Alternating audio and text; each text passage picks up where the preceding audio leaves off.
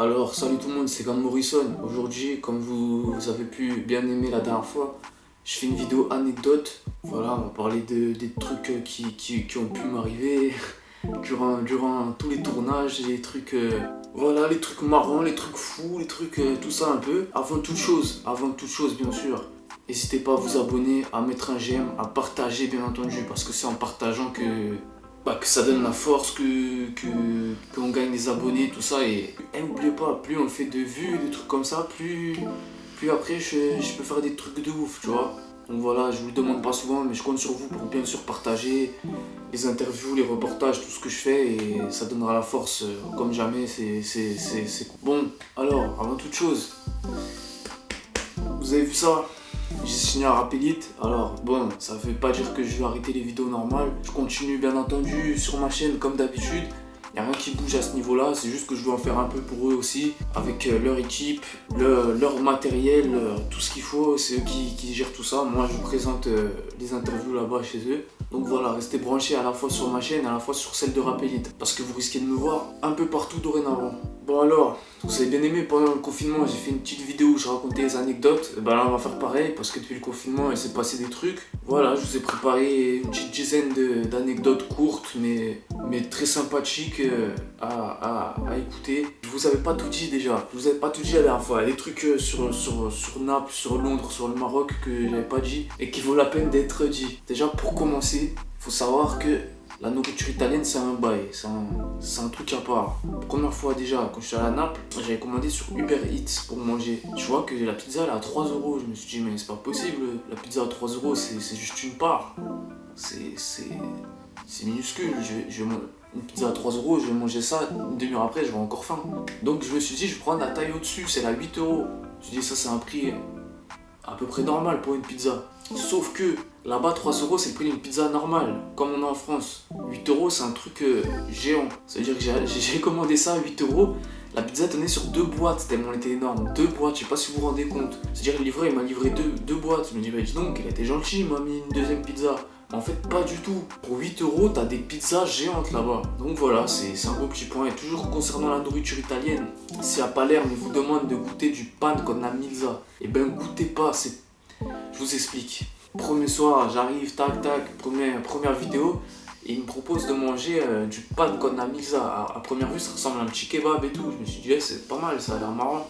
Mais quand même, ils préparent le truc. Je leur dis, mais c'est quoi de la milza? Et ils me font ça. Je me dis, c'est quoi, c'est bizarre. Du coup, j'ai regardé sur Google Traduction. En fait, la milza, c'est de la rate, un organe et tout. Donc, quand j'ai mangé pour faire plaisir, mais le truc c'est gluant, ça colle aux dents, bizarre et tout. Mais eux ils kiffent trop ça, ils mangent trop ça, ils aiment trop manger les intestins aussi. C'est quoi un peu ce que tu manges? Oh, Pane con la milza, c'est ça? palermitano o pane camiosa. En Angleterre, je me suis embrouillé avec un chauffeur de bus. C'était à Enfield, la banlieue nord de Londres. J'avais pris, vous savez, les cartes rechargeables pour passer dans le métro, passer dans le bus.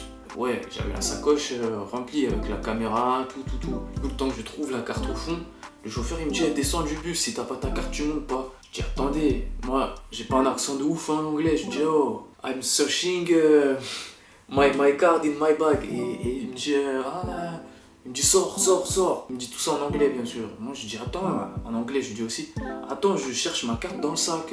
Il me disait, et là il commence à crier un peu, il fait hey, get out, sors. Ça commence à m'énerver, je dis hey, en français, je lui dis, j'ai trouvé même plus les mots en anglais, je lui dis en français, hey, écoute-moi bien fils de pute, ma carte elle est là-dedans.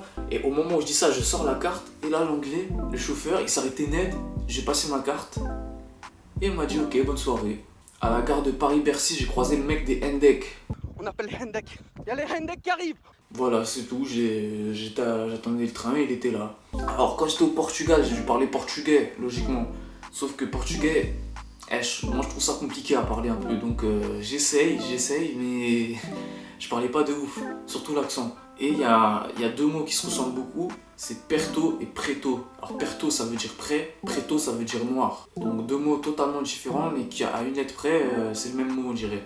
C'est-à-dire que moi j'étais pas trop au courant, mais avant chaque interview j'ai confondu. Et pour dire vous êtes prêts, j'ai dit preto, en gros je leur ai dit, avant de commencer l'interview je filmais, je leur ai dit noir.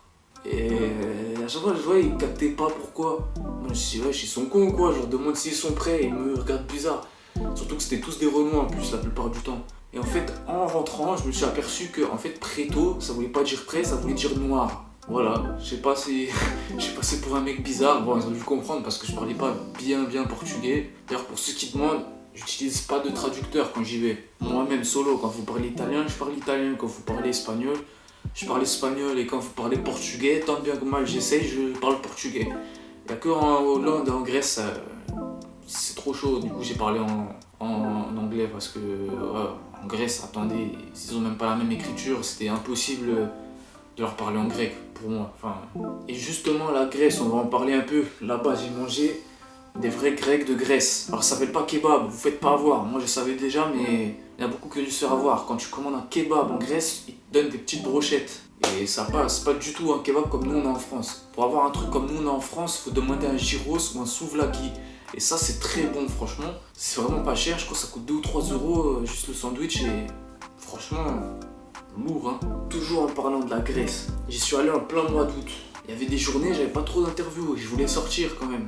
Mais sauf que quand il fait 40 degrés, je sortais 20 minutes et j'avais déjà le t-shirt tout mouillé de sueur et tout, tellement il faisait chaud, c'était abusé. La journée, je restais à l'hôtel jusqu'à 16h et après ça commençait les interviews. Après la Grèce, je suis allé à Palerme. Je suis allé à un quartier qui est très connu, il s'appelle Lozen, la zone espansione nord.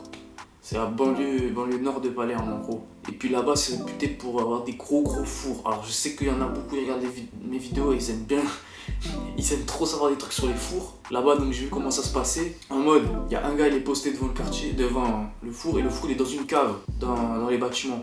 C'est-à-dire que tu dois dire ce que tu veux, le gars il t'emmène, il tourne, tac tac, tu fais ta commission et tu sors. C'est aussi simple que ça. D'ailleurs, il y a une vidéo d'un mec sur YouTube là, qui allait pécho là-bas, qui a pris en photo les gérants les vendeurs, et qui après il les a imprimé les photos, il est allé dans tout le quartier montrer les photos, il s'est fait caillasser vénère, il est allé avec voiture blindée et tout. Et après il a appelé les Schmitt.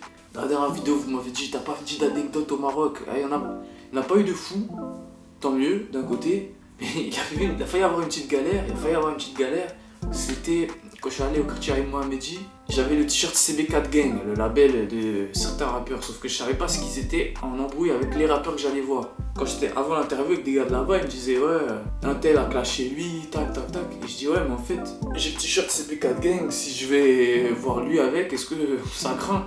Et ils m'ont dit ah ouais, c'est vrai, c'est chaud en fait si tu fais ça. Pour l'équivalent, c'est un peu comme si t'allais voir Booba avec un t-shirt Caris, ouais, un truc comme ça, ou Caris c'est un t-shirt Uncut. Bref, ils m'ont donné une veste et tout, ça fait que sur les photos j'avais une veste en jean avec un survêt, j'avais une vieille dégaine, mais ça va, c'était juste pour cacher le t-shirt parce qu'il valait mieux pas qu'ils sachent que j'avais un t-shirt CB4 Gang, ils auraient pris ça comme une provocation, ils m'ont dit, donc on a préféré éviter. À part ça, tout s'est bien passé, grosse force aux gars de ce quartier là, grosse force à tous ceux qui ont accepté les interviews au Maroc, hein.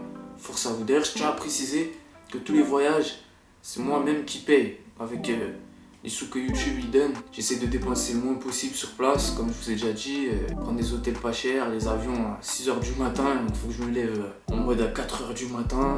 Waouh, c'est des trucs de ouf, faut économiser à mort. J'essaie de partir dans les moments où c'est bien, là, en dehors des vacances, comme ça, on paye moins, c'est moins cher. Quand je suis allé, toujours on parlait de la Sicile, Palerme et tout, quand je suis allé à Catane, je devais faire l'interview dans le quartier Librino, c'est un quartier qui est très réputé là-bas, parce que c'est chaud là-bas. On devait faire ça là-bas, mais on a changé de lieu à la dernière minute parce qu'il y a eu une fusillade genre quelques jours avant. Ça fait que le quartier était sous tension. Il y avait la police qui tourne à mort, qui aurait dérangé l'interview, il y avait menaces de représailles, je sais pas quoi, donc on a pris un lieu tranquille. C'est pour ça qu'il n'y a pas eu de visite de Librino à Catane. C'est juste pour ça. À part ça, j'ai bien aimé. C'est une très belle ville. J'y retournerai sûrement. Franchement, ça tue. Les gens de là-bas, ils sont top. Franchement, ça tue. Et si j'y retourne, ce sera avec des gros rappeurs. Vous inquiétez même pas. Un truc que j'ai remarqué dans des villes comme Barcelone ou comme Milan, où je reviens à peine, c'est les arnaques aux touristes. Faites très attention. Parce que je sais qu'il y en a, ils sont des touristes parmi vous et ils vont en vacances. Ça veut dire que vous allez à Milan, à Barcelone, vous êtes dans les lieux bien touristiques, par exemple sur Las Ramblas à Barcelone, à la Scala, là, à Duomo, à Milan, il y a énormément d'arnaqueurs. Ça veut dire ils arrivent, ils font ouais, where do you come from, en mode c'est tes potes. Après soit ils vont te donner un genre de bracelet, je sais pas quoi, en mode cadeau et tout, tac tac tac. Après ils vont te dire ouais, est-ce que t'as 5 € à me dépanner, je te offre un bracelet, je suis un bon et tout, tac. Tombez pas dans le piège, c'est des arnaqueurs. Il y en a beaucoup à Barcelone, à Milan. Dans les autres villes, j'en ai pas vu de ouf, à Athènes aussi un petit peu. Mais sinon, vous faites pas avoir, c'est juste ça apparaît dans les gares là, quand vous prenez un billet, qu'il y en a derrière toi, ils disent ouais, est-ce que t'as besoin d'aide pour ton billet? Faut pas dire oui, parce que soit ils t'arrachent ta carte bleue, ou ton billet, tes espèces et tout. Soit ils vont me dire ouais, ils vont t'aider, tac, à prendre le billet, machin. Et après, ils vont me dire ouais, je t'ai aidé, tu peux me passer un petit Yedi quoi. Vous faites pas avoir, c'est juste un petit conseil de prévention. Moi, on m'avait déjà expliqué ça avant, c'est pour ça que j'ai jamais eu de galère. Donc, quand vous dites ça, changez de machine à billets, changez de trucs comme ça. Puis voilà, hein, manquez pas de respect non plus, ça sert à rien. Voilà, j'ai fait un peu le tour des anecdotes que j'avais à vous dire. Je tiens aussi à dire quelques trucs. On est là aussi pour découvrir des rappeurs, on n'est pas là pour dire quel quartier est plus chaud qu'un autre. On est là pour voir un peu du pays comme on dit, hein, pour voir un peu, on n'est pas là à comparer le 9-3 avec Marseille ou la France et l'Angleterre, on s'en bat les couilles honnêtement, on est là pour regarder, pour découvrir des rappeurs qui montrent de là où ils viennent, qui montrent leur environnement. Ça peut très bien être un quartier hyper chaud, comme ça peut être un petit village, moi j'en ai rien à foutre. Donc le rappeur il présente bien sa zone, qui fait du bon travail et que c'est un bon avant tout. Donc on s'en bat les couilles que le rappeur il nous fasse visiter les quartiers nord de Marseille ou qu'il nous fasse visiter un petit village perdu en Ardèche. On s'en fout du moment que c'est réel et que tout est bien. Hein. C'est tout ce que j'avais à dire, c'est tout ce que j'avais à dire. Sur ce, comme je vous ai dit, n'hésitez pas à partager, à donner de la force. Et c'est comme ça qu'on avance, bien entendu. Et voilà, je vous remercie si vous avez écouté la vidéo jusqu'au bout, vous êtes des bons. Si ce format il vous plaît, là, que je refais des vidéos comme ça en face caméra, vous me dites. Et on fait ça bien. Hein. Allez, n'hésitez pas, suivez-moi sur Insta, sur Snap, tous les trucs comme ça, les nouveautés elles sont là-dessus. Et c'est bon, force à vous, hein. Merci à tous. Et on se retrouve bien entendu demain pour une nouvelle vidéo, comme d'hab.